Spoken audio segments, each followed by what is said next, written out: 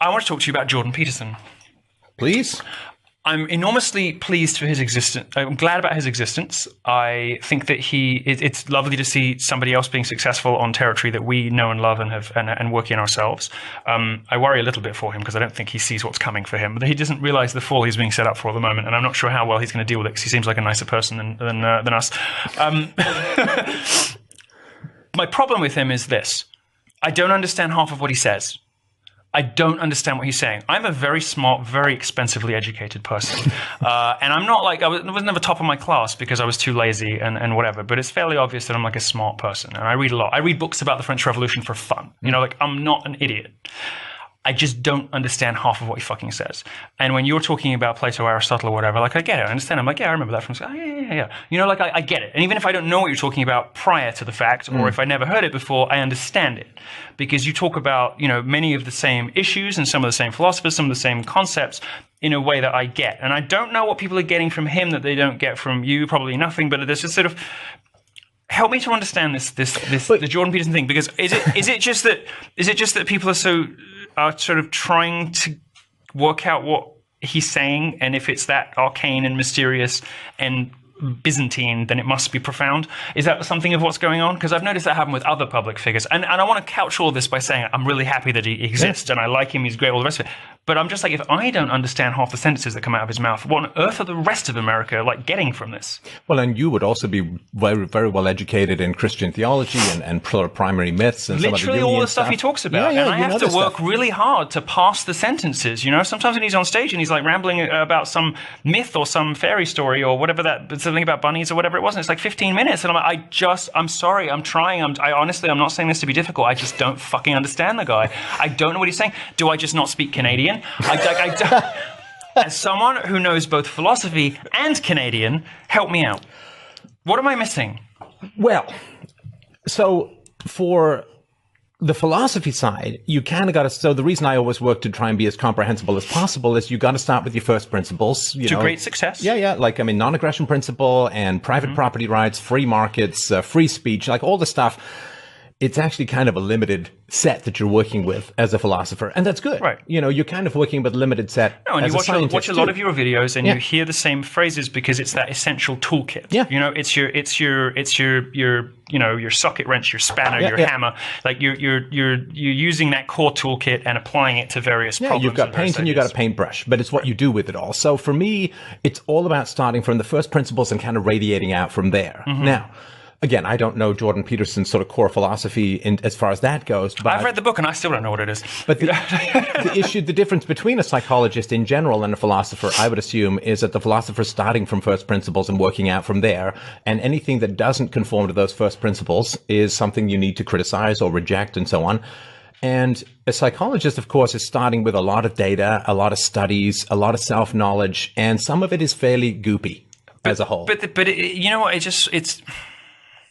This is going to sound like I'm shitting on the guy, and I love that he exists, but I like Camille Paglia, for instance, who is able to stitch together literary references with psychological insight, with sociology, with political history. She's got one of those minds that can draw from ancient Greece as effortlessly as it draws from 1960s second wave radical feminism, and say something interesting with those components. She can remix and reimagine them and present them in a way that you need to understand all the references, which sometimes is hard work.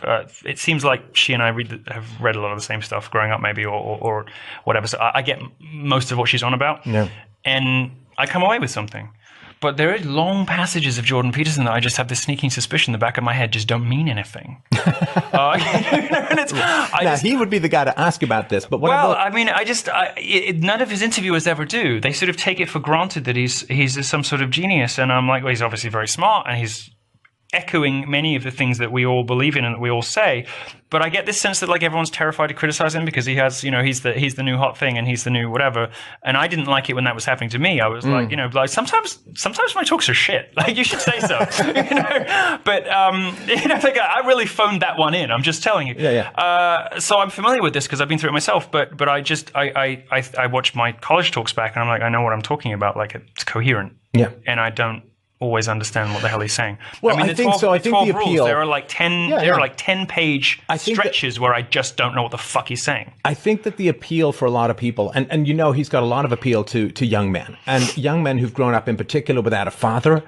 They're kind of looking for someone to tell them what to do. Now, I have always, in my conversations with people, resolutely avoided telling people what to do because the whole point of philosophy is you think for yourself from first principles and you are empowered to make your own decisions. So not telling people what to do. Psychologists rarely control themselves in that way.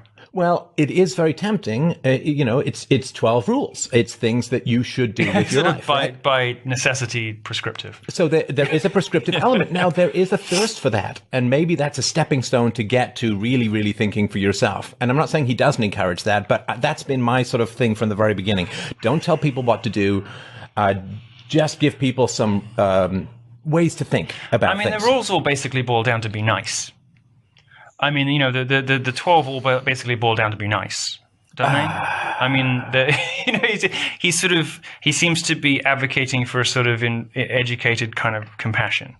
But be nice is the whole Christian question, right? Is it an eye for an eye or is it turn the other cheek, right? And, right. I mean, the be nice seems very muddled. I'm sorry, but it's like sometimes he'll say like whether it's Feuerbach or whatever, and I'll be like, yeah, that's what I read, and sometimes he'll throw a name in, I'm like, don't know where that is, but it just seems a bit muddled. Yeah, it's like wood salad or something.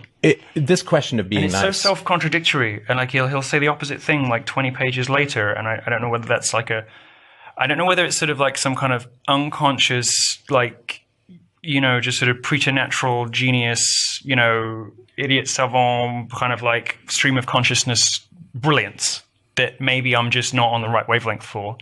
Or whether it's a hedging technique so we can have it both ways. but I don't know. I don't want to go on about it. We'll move on to other subjects. Let me just say this. It's because I've got you in the studio today. I just want to ask somebody who I know will have had some of these questions. It takes a certain amount of just annoying, frustrating mental rigor to say, I'm not going to contradict myself. Now, again, psychology is not necessarily working from the same first principles. There is a multiplicity of consciousness that is accepted in psychology. Some people call it the internal family systems therapy. Some people call it alter egos.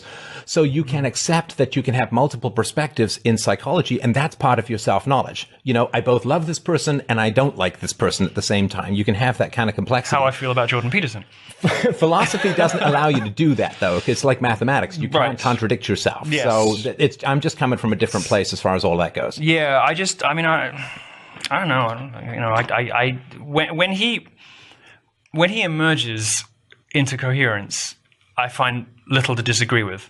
But there's so much that is not coherent, and so much that just seems impenetrable, like jargonic to the point of like being indistinguishable from from Lacan, Derrida, and from some of the pseudo philosophers of the French tradition who just there's very little once you unpick all the games. Once but you also pick it up, he's moving. Sorry to interrupt, but he's moving from speaking to students and peers. It's undergraduates. I don't. Oh, you mean the courses that he's given undergraduates? The way he speaks is surely more understandable to me than it is to some 20-year-old who's never heard any of this stuff before. And I'm not blowing smoke just because you happen to be in studio, but I'd sooner have a teacher. I'd sooner have a teacher I understand than a teacher I don't, even if the teacher I don't was more brilliant. No. Anyway, I'll move on because I don't want to spend the whole. I don't know what I think about this person because I don't understand enough of what he says, and it's unusual for me to be in that situation because I can read, I can fight my way through, Kant or whatever, and maybe with some notes and references and someone on the phone and get there, Yeah. Like I'm like, oh, okay, and even if 10 minutes later I've sort of forgotten it and I can't remember what I understood when I read it, like I get there, and I just can't get there with him. I just can't. It is tough because when grab hold of him and understand what he's saying at any one moment with any reliability. When you're smart and educated and you can't understand what someone's saying, it could be because they're a stone genius, or there's an alternative explanation. And I think that's where you're still standard deviation in one or the other direction. Right. And that's where we'll leave it.